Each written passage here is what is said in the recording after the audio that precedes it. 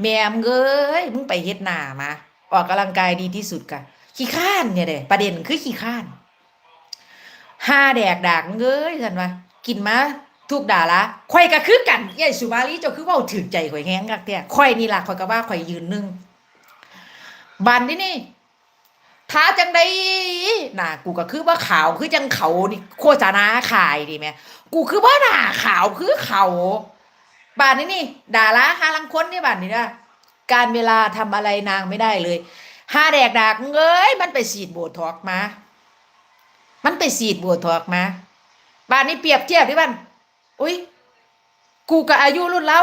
ข้าวเดียวกันกับดาราคนนี้กูคือเหี่ยวบ่แล้วเขาคือบ่เหี่ยวหาแดกดากมึงเอ้ยเขาไปเฮ็ดมาเบิด